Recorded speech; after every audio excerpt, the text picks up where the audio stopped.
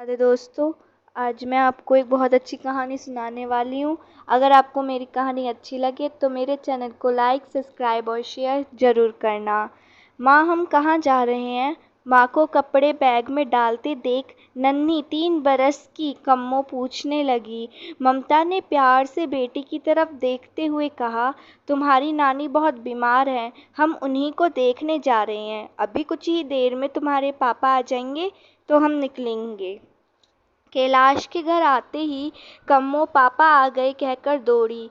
ममता और कैलाश ने अपने ही नाम से निकालकर अपनी बेटी का नाम कमलेश रखा था, लेकिन प्यार से उसे कम्मो ही सब बुलाते थे। कैलाश ने स्कूटर पर बैग रखा और झटपट माँ बेटी सवार हो गईं। ममता थोड़ा बड़बड़ाई, अगर गाड़ी कर लेते तो कौन सा खर्चे का पहाड़ पड़ जाता। अरे एक नहीं 10 जगह फ़ोन किया, सबके सब शादियों में व्यस्त हैं। तू बैठ तो सही अपनी फटफटिया पर, देख तुझे कैसे 1 घंटे में पहुंचाता हूँ। कैलाश का भी अपना ही अंदाज था। छोटी सी मिठाई के डिब्बे बनाने की फैक्ट्री थी, ज़्यादा नहीं, बस गुजारा अच्छे से निकल रहा था। देखते ही देखते स्कूटर हवा से बातें करने लगा। पीछे बैठी ममता ने कहा, धीरे चलाइए जनाब, कहीं मायके पहुंचने की बजाय ऊपर ही ना पहुंच जाएं। दोनों पति पत्नी अपने ही मजाक पर हंसने लगे। कम्मो हमेशा की तरह आगे ही खड़ी थी। अभी कुछ और आगे बढ़े ही थे कि पीछे से तेजी से आते ट्रक का संतुलन बिगड़ा और कैलाश का स्कूटर देखते ही देखते एक तेज वेग से जाकर गिरा। तीनों के जिस्म अलग अलग दिशाओं में उड़े। कैलाश और ममता ने वहीं दम तोड़ दिया। कम्मो एक घास फूस के ढेर पर जा गिरी और 1-2 खरोंचों के अलावा कोई बड़ी चोट नहीं आई। देखते ही देखते पास की दुकानों से लोग दौड़े चले आए। हादसा बहुत दर्दनाक और भयानक था।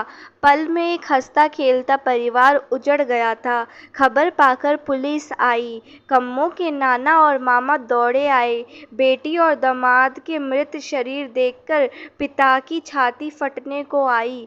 पिता के गांव में ही दोनों का रीतिपूर्वक दाह संस्कार किया। कैलाश के परिवार में सिवाय दूर के चाचा के अलावा कोई नहीं था। माता पिता दोनों ही छोटी उम्र में चल बसे थे। जाहिर था कम्मो की परवरिश का जिम्मा नाना के ऊपर था। कम्मो को जब देखती तो बीमार नानी को अपनी बेटी याद आती। सदमा ज़्यादा दिन तक सह न सकी और महीने भर में वो भी चल बसी। नाना कम्मो की परवरिश के लिए पूरी तरह बेटा और बहू पर निर्भर थे। मामी मालती ने भी सहानुभूति की इस घड़ी में नन्ही कम्मो पर अपना पूरा वात्सल्य लुटाया। अपने दोनों बच्चे वैभव और निकी के साथ कम्मो की परवरिश करने लगी। शुरू में सब अच्छा चला, लेकिन धीरे धीरे प्राथमिकताएं बदलने लगीं। तेरे मेरे का फर्क दिल में उतरने लगा। 8 बरस की कम्मो में एक सहायिका नजर आने लगी। गुड्डा गुड़िया खेलने की उम्र में बुहारी लगाने लगी। पानी से खेलती खेलती बर्तन मांजने लगी। सूखे कपड़े तारों से उतारते उतारते तय लगाई। मालती बड़ी चतुराई से किशोरी कम्मो के दिलो दिमाग पर हावी होने लगी। नाना और मामा सुबह ही घर से निकल जाते। छोटी सी साइकिल रिपेयरिंग की दुकान पर कब नई नई साइकिल बिकने लगी। नित नए माल आने लगा।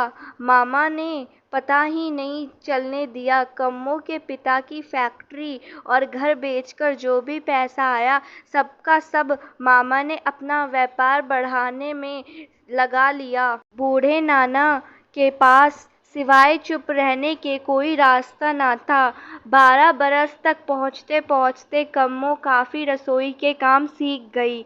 अब बहुत सी चीज़ें उसे धीरे धीरे साफ नज़र आने लगी। कि मामी मात नहीं है। यह घर वैभव और निकिता का ज़्यादा है और मेरा कम। मेरी ज़िद पसंद कभी बड़ी बहन को तो कभी छोटी बहन के नाम पर दबा दी जाएगी। कम्मो में बहुत शांत और सरल स्वभाव की लड़की नज़र आने लगी। 15 बरस तक मामी ने ज़्यादातर काम कम्मो के हवाले कर खुद नए नए शौक पाल लिए। घर के काम करने के अलावा कम्मो अपनी पढ़ाई भी अच्छे से करती। स्कूल के सामने के अस्पताल से जब नर्सों को सामने से आता देखती तो जरूर जीवन की दिशाओं का नहीं पता था, लेकिन नर्सों को देखकर उसके मन में भी नर्स बनने की कामना पलने लगी। 18 बरस की उम्र तक कम्मो ने अपना स्कूल का सफ़र अच्छे अंकों से पास किया और उसने नाना को अपना लक्ष्य बताया। नाना जानकर बहुत खुश हुए कि कम्मो नर्स बनना चाहती है, लेकिन जैसे ही मामा मामी को इस बात की खबर लगी तो घर में जैसे भूकंप आ गया हो। मालती का स्वर बंद होने का नाम ही नहीं ले रहा था। बाबूजी, यहाँ कोई कुबेर का खजाना दबा है क्या? 4 साल की पढ़ाई, हॉस्टल, किताब, फीस, जेब खर्च कहाँ से करेंगे हम? पहले से ही हम तो वैभव के कॉलेज के खर्चों से दबे पड़े हैं। कम्मो को 2 साल और अच्छे से घर का काम सीख ले, फिर जाए अपने ससुराल, वहीं जाकर करे अपने मन की। हमसे जितना बन पड़ता है हम कर दिए, इससे अधिक हमसे नहीं होगा। मामा की चुप्पी भी पत्नी की बात की सहमति दे रही थी। दूसरे कमरे में बैठी कम्मो के कानों में मामी की पड़ती यह आवाज़ें उसके सपनों का दम तोड़ रही थीं। मन में कई बार रोई थी, लेकिन आज झरझर बहते आंसुओं को उसने बहने दिया। 20 की दहलीज पर पांव रखते ही सौंदर्य जैसे स्वयं कम्मो के पास चलकर आया हो। लंबा कद, गेहुआ रंग, काले घने बाल, गोल गोल आंखें, पतली सी नाक, फूलों जैसे होठ, सुंदरता की जैसे कोई मिसाल। एक के बाद एक रिश्ते आने शुरू हो गए। कई लड़के देखने के बाद मामा और नाना को सुजीत, जिसका कपड़े का व्यापार था, परिवार के नाम पर सिर्फ माँ थी, स्वभाव, घर बार सब पसंद आया तो धूमधाम से कम्मो का ब्याह कर दिया। 20 वर्ष की कम्मो किसी की अर्धांगिनी बनकर घर आंगन में प्यार के फूल खिलाने चली आई। गुणों की खान कम्मो ने आते ही घर का सारा काम संभाल लिया। सास को रानी बना दिया और पति को परमेश्वर का दर्जा दे दिया। बाहर की दुनिया से ज़्यादा वास्ता नहीं रखती थी। उसका घर ही उसकी दुनिया था। समय एक सा नहीं रहता। साल भर बाद सुजीत को व्यापार में घाटा हुआ। लाखों का कर्जा सिर पर आ खड़ा हुआ। पैसे की किल्लत में वो मरा हर अपने के दर जाने लगा। फिर किसी ने उसके कान भर दिए कि कम्मो के पिता की संपत्ति बेचकर जो पैसा आया वो कहाँ है? पत्नी को कहो जाकर अपना हिस्सा मांगे। अपनी सारी मुसीबतों का पल में ही तोड़ देख। सुजीत की आंखें लालच से भर आ गई। आंगन में ही छुपा था खजाना और उसने छान मारा सारा जमाना। मौका देखते ही उसने कम्मो से बात की तो उसने बिना देर किए साफ इनकार कर दिया कि उस घर में अब उसके लिए कुछ नहीं है। सुजीत भी कहाँ हार मानने वाला था। उसने एक नहीं 2-3 बार उसे मायके भेजा और हर बार वो बिना बात किए बस सबसे मिलकर आ गई। वो जानती थी कि उस घर में बार बार जाना पानी में लाठी मारने के बराबर है।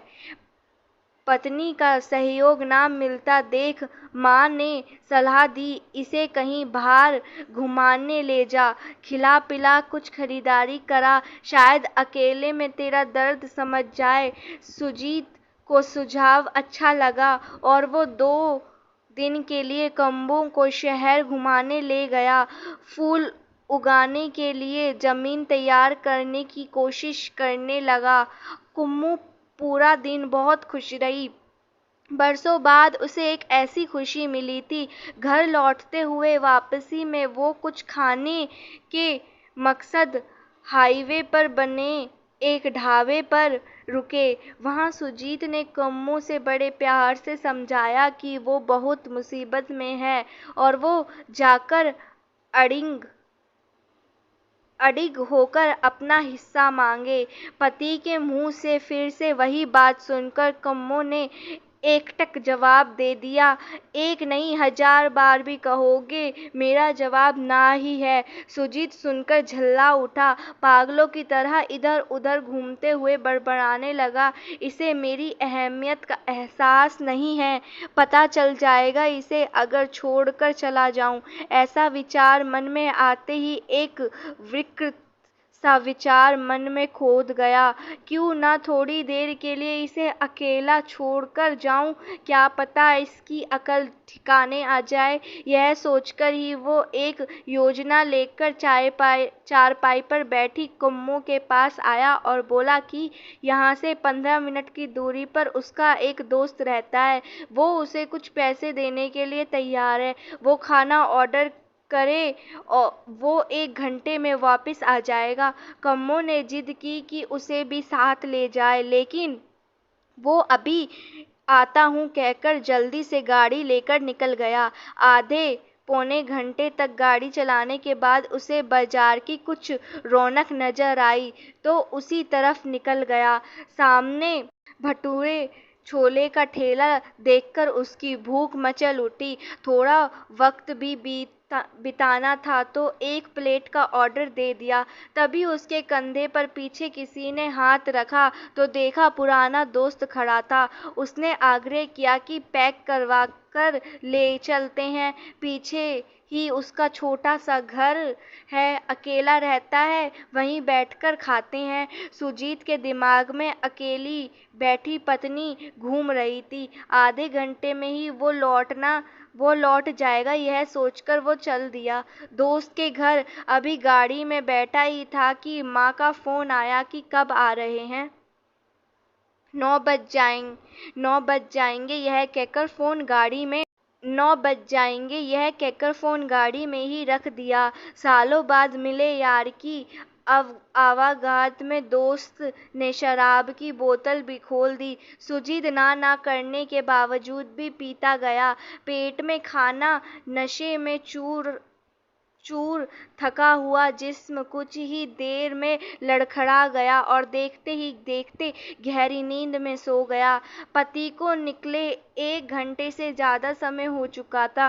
कुम्मू उसी राह में टकटकी लगाए बैठी थी। ढाबे वाला बाबा भी सब देख रहे थे। जब 2 घंटे तक पति नहीं आया तो बाबा ने आकर कुम्मू से सारी बात पूछी।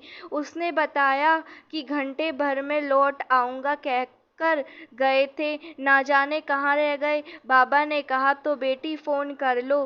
कुम्मू, मेरे पास फोन नहीं है बाबा। बाबा ने कहा, नंबर याद है? कुम्मू कहने लगी, हाँ याद है बाबा। तो यह लो मेरा फोन और जब तक वो नहीं उठाता निरंतर करती रहो।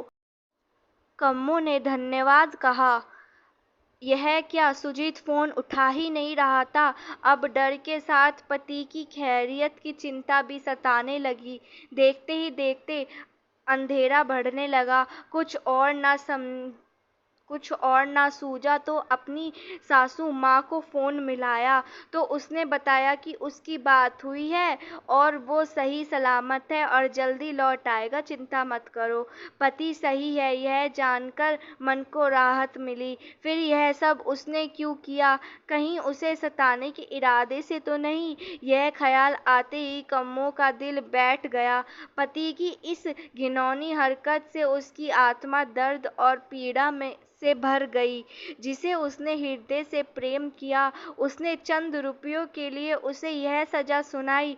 अब तक रात के 9 बज चुके थे। बाबा भी ढाबा बंद करने की तैयारी में था। ना जाने कितने लोगों की अच्छी बुरी नज़रें कम्मों पर पड़ी। तभी आखिरी गाड़ी वहाँ आई।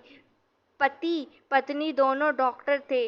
उन्हें भी कम्मों की बाबा से सारी कहानी पता चली। निकलने से पहले उन्होंने कम्मों को कहा कि वो चाहे तो उनके साथ चल सकती है।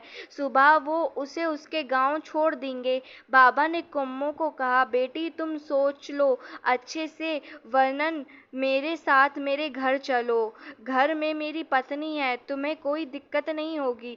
कम्मों उठकर गाड़ी तक पहुंची तो सन्न रह गई। खुले शीशों से साफ आवाज आ रही थी, लगता है कोई अनपढ़ गवार है।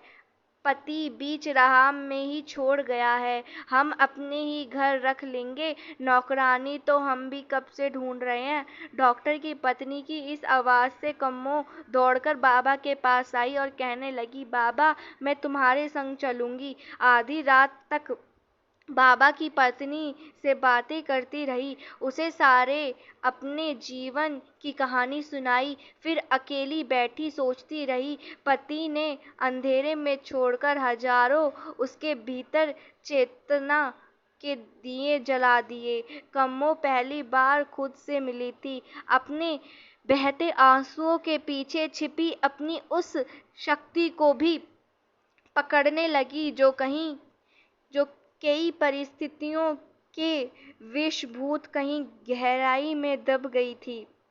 उसने उस रात अपने अस्तित्व और नारी तत्व दोनों का मान बचाने की अपने भीतर प्रतिज्ञा ली। वो कम्मो जो दूसरों में अपना सहारा ढूंढती रही, आज वो अपना सहारा खुद बनने को तैयार थी। उधर आधी रात को पति की नींद खुली तो पहला ख्याल उसे कम्मो का आया। डरा और चिंता में उसका शरीर कांपने लगा। पछतावा और आत्मगिलानी से उसके आंसू बहने लगे। अपनी निश्चयता पर उसे स्वयं पर धिक्कार आने लगा। गाड़ी में बैठते ही उस नंबर पर फोन करने लगा जिस पर पत्नी ने कई बार फोन किया।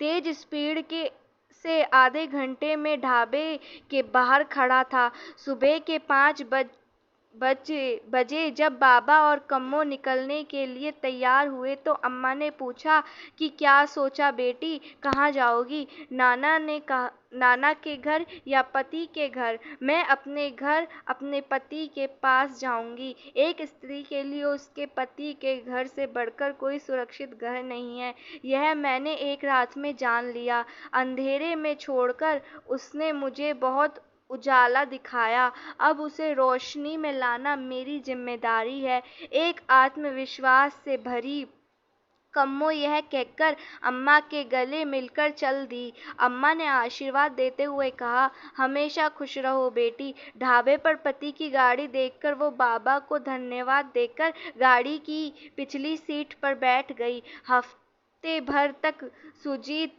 पागलों की तरह बीवी की माफी के लिए आसपास घूमता रहा और आखिर एक रात को रो पड़ा।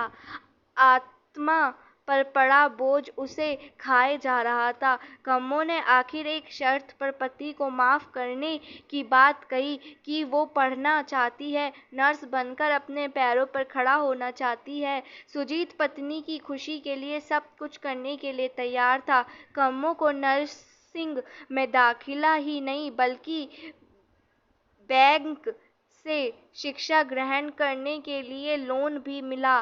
कम्मो ने जैसे ही अपनी नर्स की डिग्री ली, तुरंत उसे एक अच्छे अस्पताल में नौकरी मिल गई। और फिर एक सुबह ऑपरेशन थिएटर में चेहरे से मास्क हटाते ही सामने खड़े डॉक्टर ने कहा, मैंने तुम्हें कहीं देखा है। मैं वही ढाबे वाली लड़की हूँ सर, जिसे आप अपने घर की नौकरानी बनाना चाहते थे। मुझे स्वावलंबी बनाने में काफी हद तक आपकी पत्नी का भी योगदान है। डॉक्टर हैरानी से कम्मो की तरफ देख रहा था। कम्मो मुस्कुराते हुए वहां से निकल गई। धन्यवाद दोस्तों।